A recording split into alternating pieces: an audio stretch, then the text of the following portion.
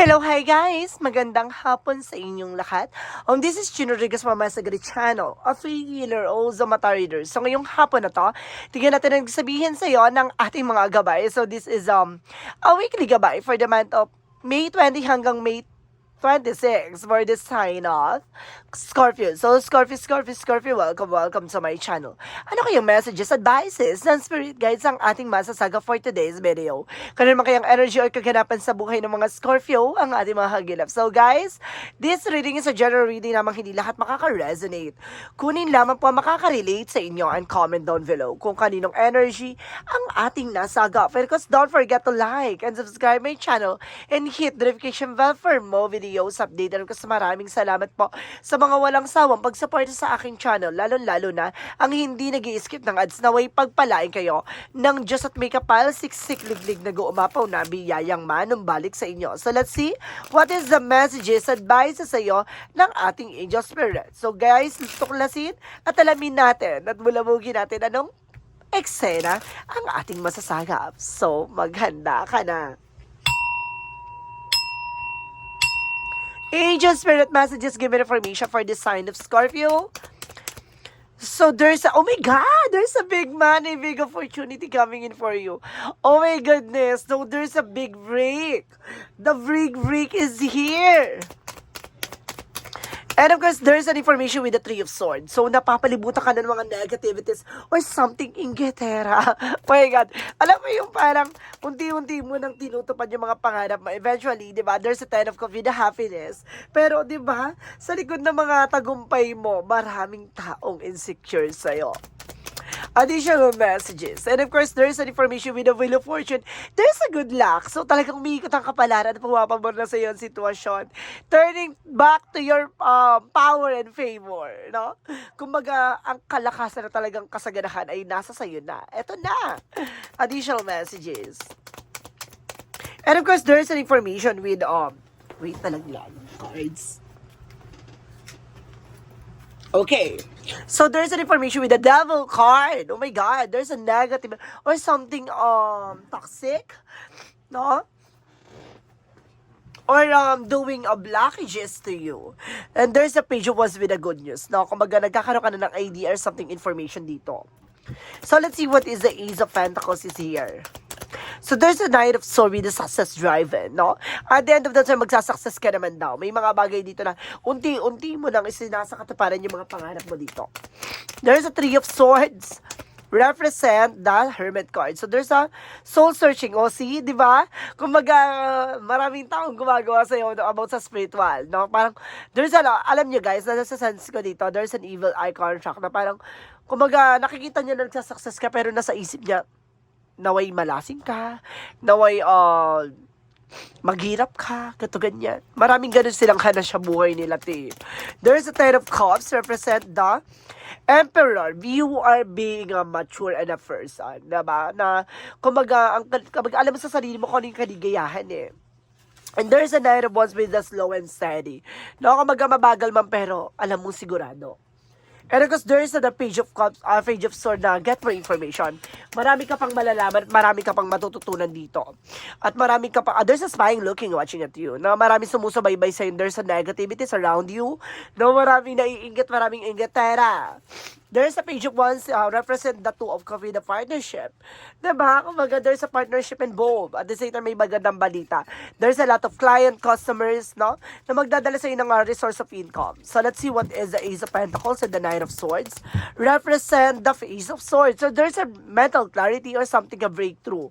No? Magtatagumpay ka. So, there's a, magiging mabilis ang eksena or parang pabilis ng magaganap dito. No? Kumbaga, abot kamay, susungkitin ang mga bituin. Ganon. So, there's a Three of Swords and a Hermit card. Represent what? There's a Four of Pentacles. So, there's an evaluate or analyze. Protect your power, protect energy. Lalapitan ka ng mga inggitera. Hahanap yan ng butas sa'yo. No? Lalapit niya para mangutang, gato ganyan. Or something na, gagawa sila ng bagay na, diba, na para mawalan ka ng eksena, ganon. Kaya kailangan proteksyonan mo yung sarili mo. The Moon card represent the truth reveal. Na kumbaga malalaman mo yung totoong intention nila. inggitero to sa family nyo. There's the Wheel of Fortune in the Nine of Wands. Represent the Queen of Wands, confidence, no? The more na confident ka and consistent ka sa ginagawa mo, the more na magsasucess ka, 'di ba? Kailangan na iwasan mo yung magpa-apekto, 'di ba? Sa mga taong nasa paligid mo. There's the Wheel of Fortune na turning to your favor, and there's a power, no, by God, with the Nine of Wands, by the slow and steady. Mabagal man pero sigurado at talagang, 'di ba? At sure na ipagkakalob sa iyo. There's a Devil and the Page of Swords, represent the Five of Cups. So see, maraming taong naiinggit behind your back, maraming taong kumbaga nanghihinayang, no, dahil sa mga ginawa nilang actions against sa'yo. Diba, may mga there's a bounce back ako nasisense itong minamalas na sila. There's what is the Page of Wands, because the Two of Cups represent the Queen of Swords, a vigor picture. Na kumbaga makikita mo na yung sarili mo, na ang layo-layo mo na, no? And because there's a partnership na parang, may mga magagandang balita papapasok sa inyong dalawa ng iyong persons na magdadala sa inyo ng growth and expansion, the two of you guys. Let's see, guys. So, what is additional messages for the outcome?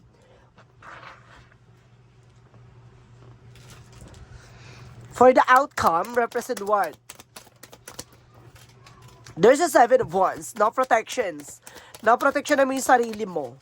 Pangalagaan mo yung sarili mo. There's a Nine of Pentacles with a blossoming abundance.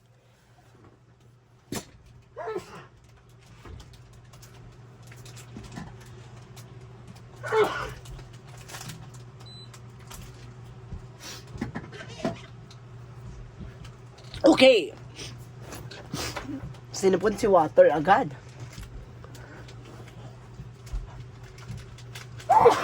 Okay, guys. So, you are being protected. At sinasabi dito, may paglago, no, ng finances. Additional messages. One last card for please. Mag-ingat ka sa mga cheating, lying, or sinungaling sa paligid mo, ha? Maraming traitor, my God.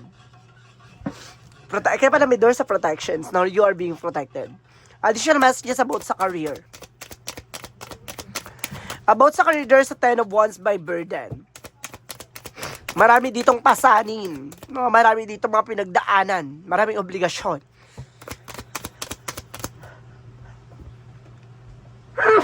Oh my God! So, there's a temperance for perfect timing and solid foundations, no? Kumbaga may dito may paglago talaga ng iyong finances. There's an healing.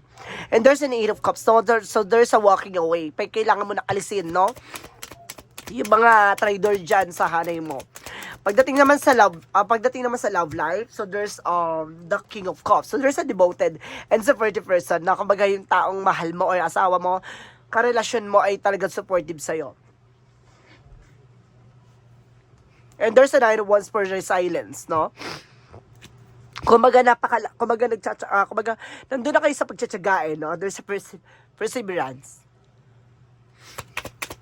Additional messages about sa health. About sa health.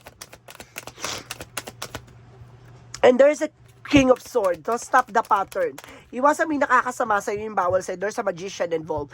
No, kumbaga nagkakaroon ng something, physical and spiritual. So, connected sila, no? Kumbaga may taong gumagawa sa'yo dito para, di ba, makasama sa'yo. Pero kailangan mo maging matalino at maging wais dito.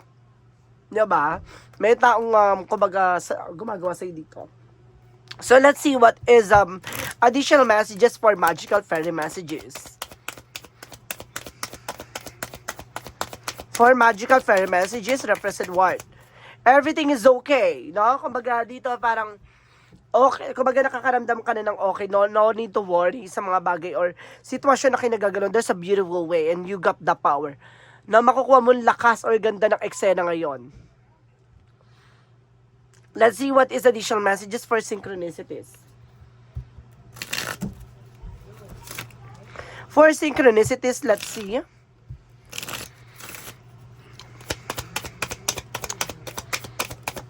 So, there is a prince. No, there is a prince dito na mas bata sa person mo. O mas bata ka sa person mo. May Prince Charming dito. And there's a something, a gentleness. No, kumaga magdahan-dahan ka. Huwag ka masyadong aggressive. And there is a speed. No, bibilis ang takbo ng eksena dito para sa'yo. So, let's see what is the yin and yang oracle card.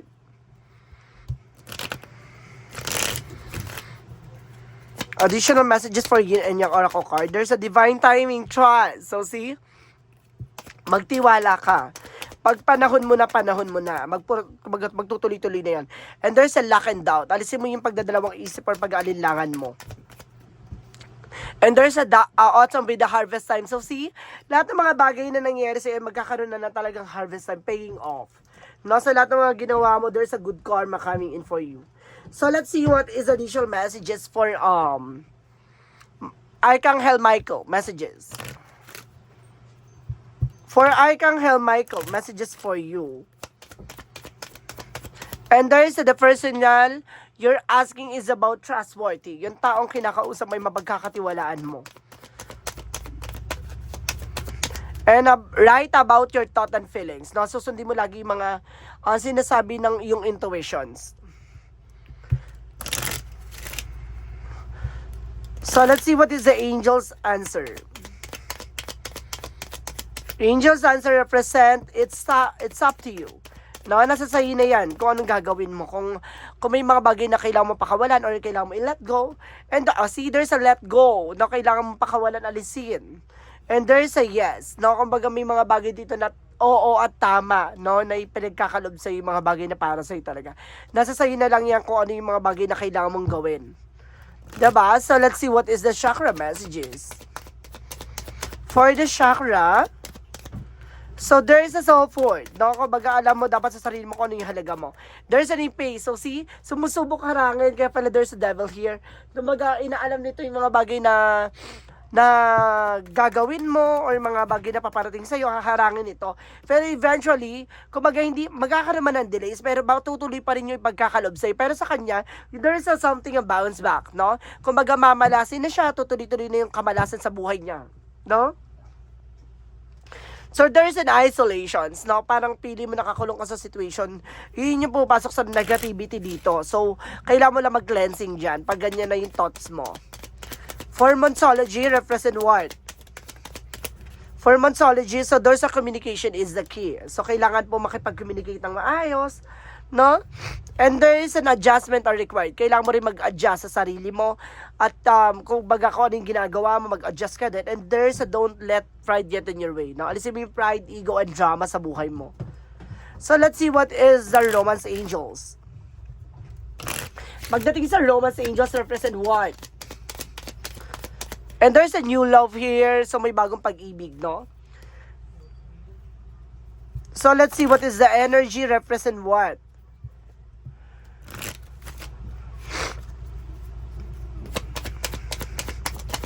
Energy represent the second chakra Archangel Uriel about sa finances.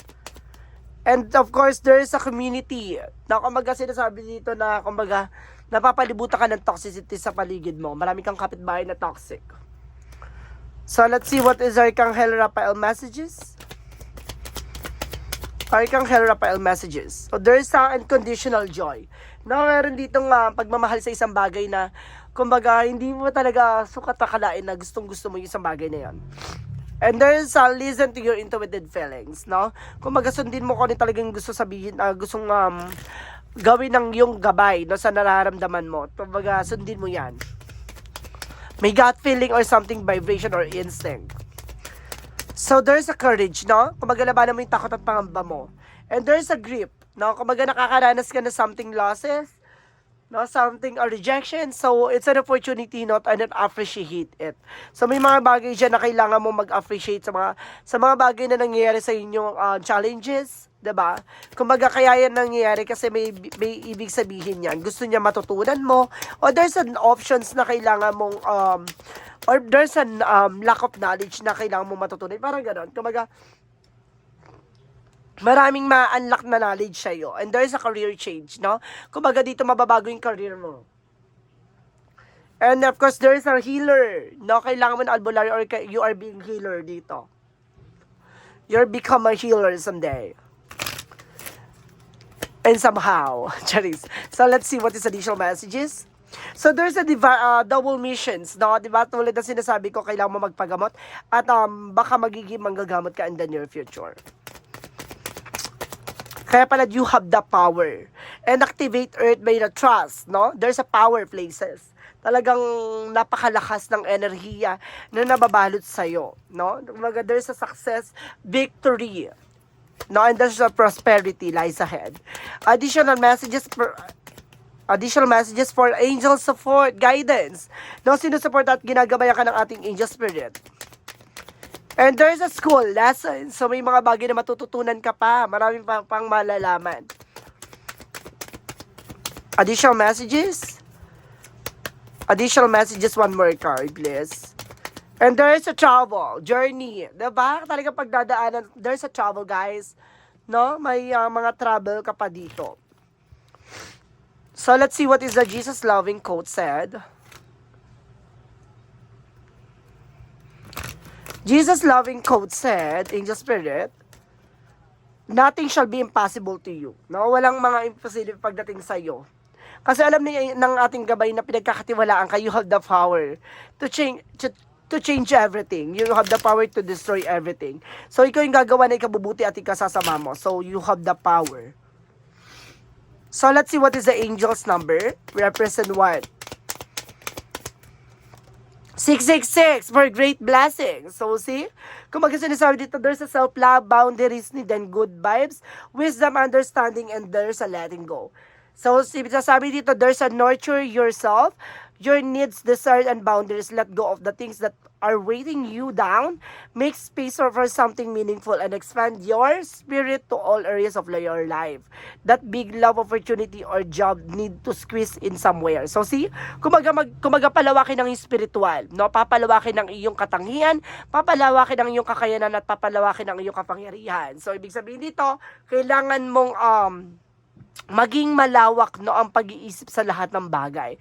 Kasi itong bagay na to ay pagpapabago ng buhay mo. This is the great blessings na kumaga kakaiba, no? Nakakaibang hindi to pa nangyayari sa ibang tao pero eventually sa iyo pa lang. Kanon, parang there's something, a blessing in disguise na mangyayari sa buhay mo ngayon na akalain mo na abot kamay mo na at magiging abot kamay pa. 'Di ba? So, let's see what is the messages of life. Messages of life represent unity, no? Pagkakaisa. Today, I bring my attention into the present moment where I become one with the inner light. As I make these conscious connections, I find myself centered in my heart and begin to glow with my own divinity. Union with my inner light provides me with a wise and stable base from which I can now live every day of my life. So, see, kumaga, nakikipagtulungan ka sa ating angel spirit, no? At kumaga pinapalakas mo ang iyong enerhiya, disik na ang iyong kakayanan, ang iyong kaalaman, no? Nang sa ganon, kumaga makatulong ka pa at may mga bagay ka pang matulungan dito. Kumaga there's a pay attention sa mga bagay na kailangan mong ingatan at iwasan at kailangan mong kumaga walang ibang pakinggan kundi ang ating gabay at ang ating Panginoon, diba? Kumaga maging malinis ka sa lahat ng bagay, diba? So guys, this is a weekly gabay for the month of May 20 hanggang May 26 for the sign of Scorpio. So, Scorpio, maraming salamat for this wonderful reading. So, once again, this reading is a general reading namang hindi lahat makaka-resonate. Kunin lamang pa makaka-relate sa inyo and comment down below kung kaninong energy ang ating nasagap. Because don't forget to like and subscribe my channel and hit the notification bell for more videos update. And of course, maraming salamat sa mga walang sawang pagsuporta sa aking channel. Lalo-lalo na ang hindi nag-skip ng ads na way pagpalain kayo ng Diyos at may kapal siksik liglig nag-uumapaw na biyayang manumbalik sa inyo. At maraming salamat po and see you in the next video. Bye-bye and babush!